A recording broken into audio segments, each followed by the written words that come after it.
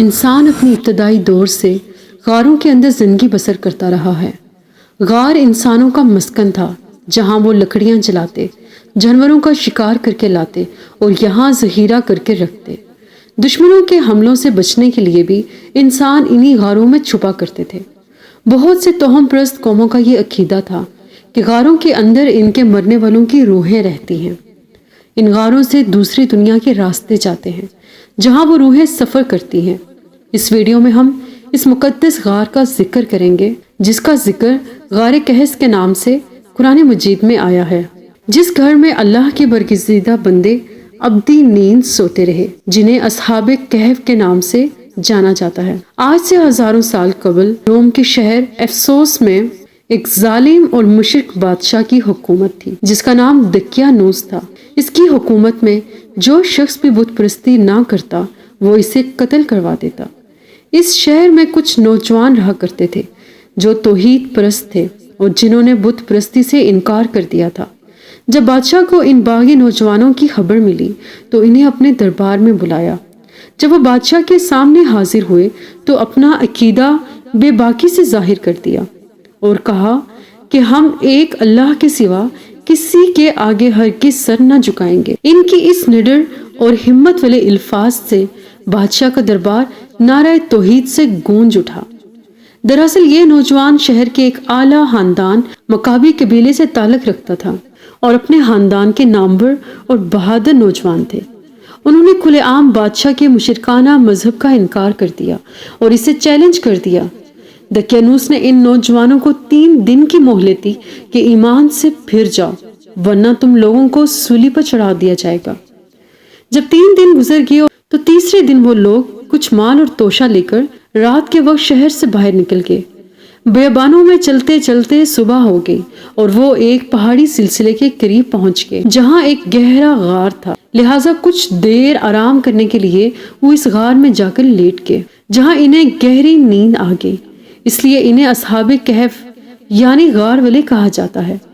جب یہ لوگ غار میں سوئے تو اللہ کی طرف سے ان پر ایک موزانہ کیفیت طاری ہو گئی اور وہ وہاں ایسی ابدی نیند سو گئے جو نہ ہی عام نیند تھی اور نہ ہی موت، بلکہ وہ ایک گہری نیند کسی کیفیت میں چلے گئے۔ جب بادشاہ کو خبر ملی کہ انہوں نے اس غار میں پناہ لی ہے تو اس نے اپنے سپاہیوں کو حکم دے کر اس غار کے منہ کو بند کروا دیا اور وہاں اس غار کے دہانے پر ایک تانبے کی تختیوں پر لوگوں کے نام اور پورا واقعہ لکھ کر ایک صندوق میں دفن کر دیا، تاکہ یہ نشان عبرت بن جائے اور تاریخ میں محفوظ رہے۔ زمانہ گزرتا رہا، موسم تبدیل ہوئے، مگر اصحاب کہف یوں ہی سوئے رہے۔ اللہ کی قدرت سے ان کے جسم ویسے ہی صحیح سالم رہے، اس پر وقت اور موسم کا کوئی اثر نہ پڑا۔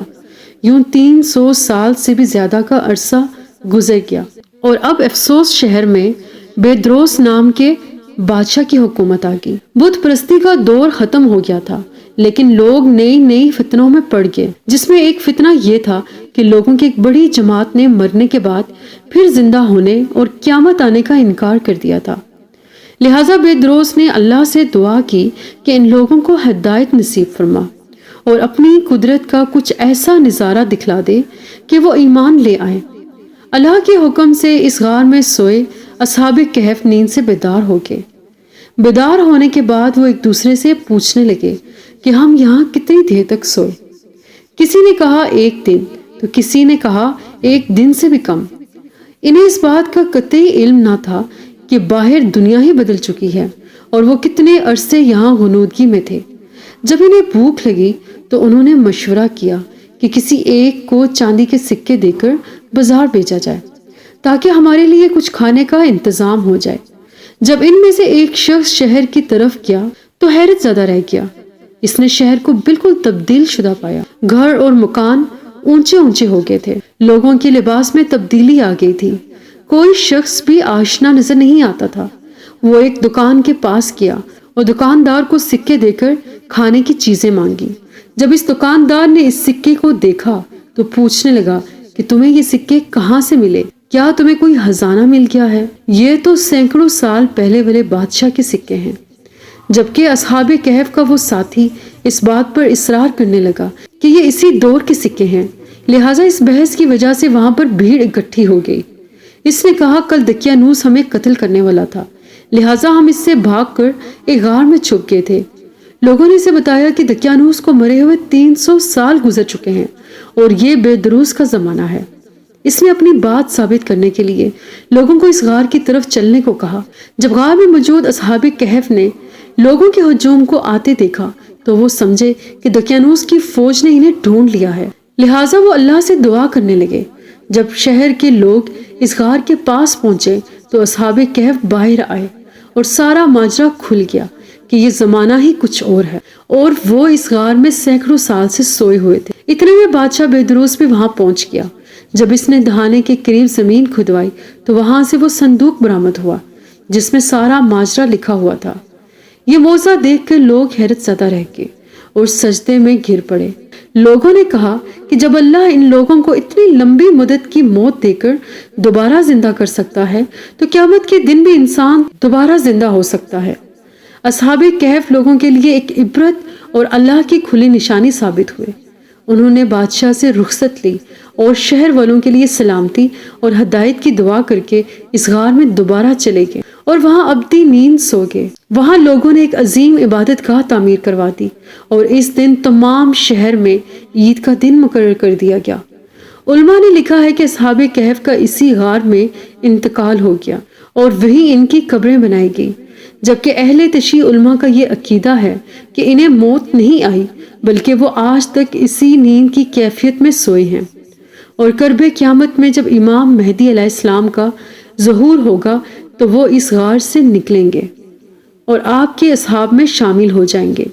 یہ غار آج بھی اس شہر میں موجود ہے۔ اس کے متعلق اختلافات پائے جاتے ہیں۔ بعض مورخین نے لکھا ہے کہ اصحاب کہف کا غار ترکی کے قدیم شہر اسس میں ہے، جو اس زمانے میں رومی سلطنت یعنی ویمن امپائر کا حصہ تھا۔ بعض تاریخ داں کا کہنا ہے کہ یہ غار اردن کے رجیب نامی پہاڑ میں موجود ہے، جبکہ کچھ لوگوں کے نزدیک یہ غار شام کی سرحدوں میں موجود ہے، جہاں حضرت امیر معاویہ کے دور میں اسلامی لشکر پہنچ گئی تھی، مگر اس غار کو یوں ہی چھوڑ دیا گیا۔ عیسائی لٹریچر میں بھی اصحاب کہف کا واقعہ مشہور ہے، جسے 7 سلیپرز یعنی 7 سونے والے کا نام دیا گیا ہے۔ ویڈیو پسند آئے تو چینل کو لائک، شیئر اور سبسکرائب کر دیں۔ اللہ حافظ۔